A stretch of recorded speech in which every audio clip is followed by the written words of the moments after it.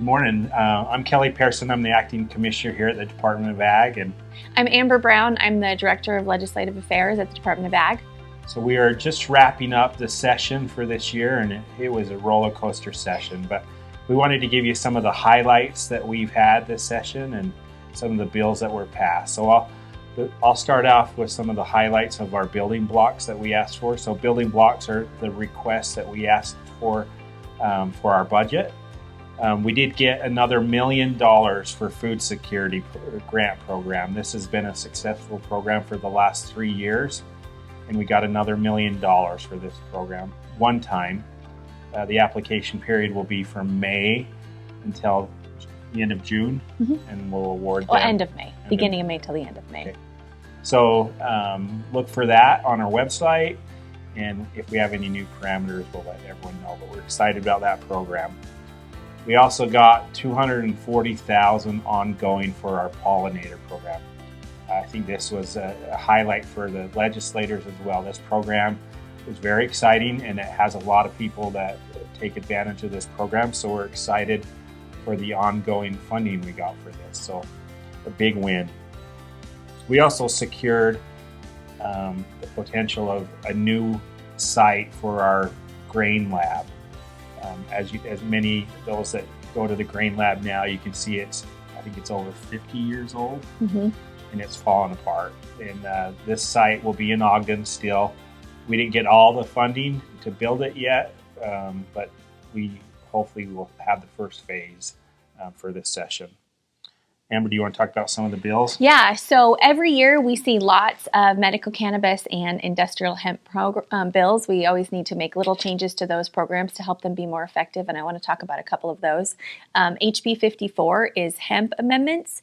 It makes some changes to our hemp program. It requires that retailers have video surveillance at their stores so that they can verify that anybody that's getting products with THC is over 21 years old. There's also some clarifications on background checks requirements.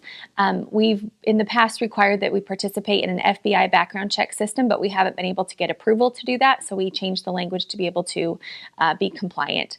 And there's also some language in there saying that the department can identify what we call newly identified cannabinoids and be able to regulate those so that we can keep products safe.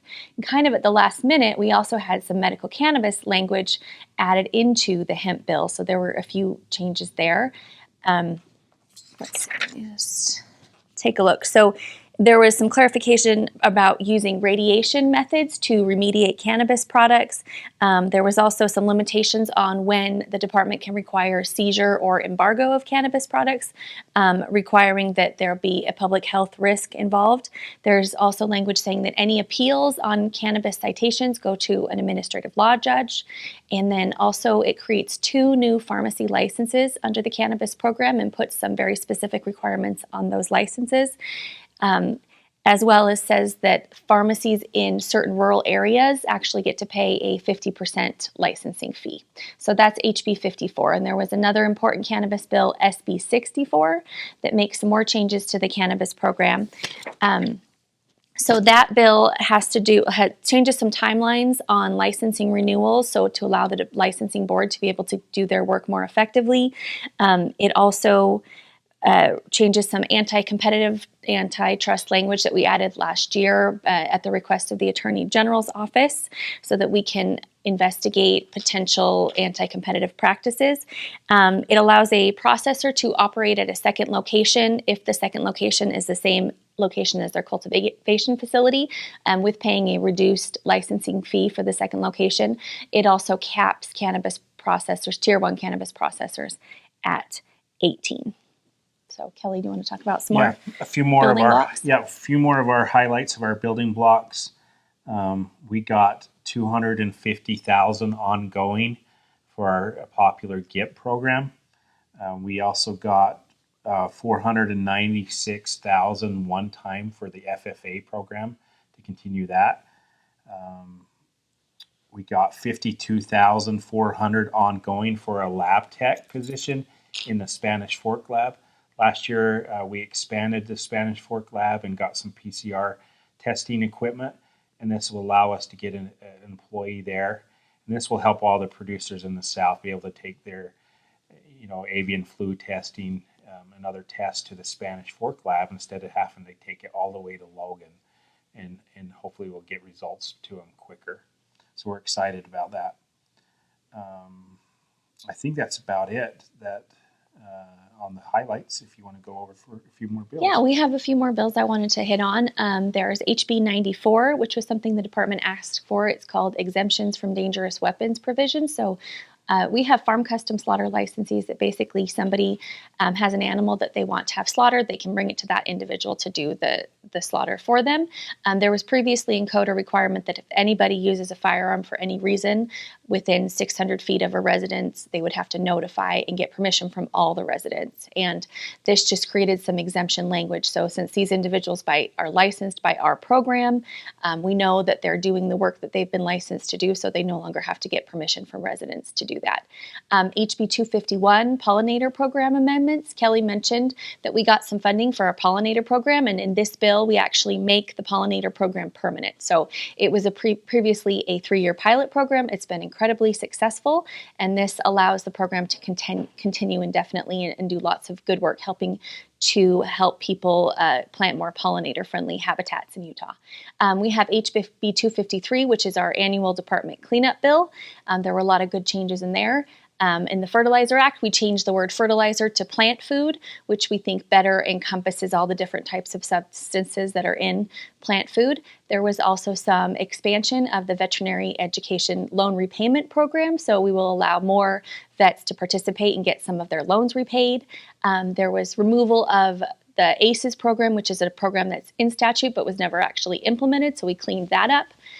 There was a change to some earmarked funds that originally went to our ARTL program, but really wasn't intended to be used that way, and so now is going to go to our conservation division so we can pay for water optimization staff. And also, speaking of water optimization, there was some changes to allow for 75% state funding for measurement, telemetry, and reporting projects, which is going to be a great thing. So we had a lot of great changes in our cleanup bill. A couple other bills, HB 346, which is Department of Agriculture and Food Amendments. This is just a really small but important change. We have marketing boards that are kind of overseen by the department, but are how industries help to market their products by paying in and being able to do marketing activities. And we had a requirement that those boards be audited every year.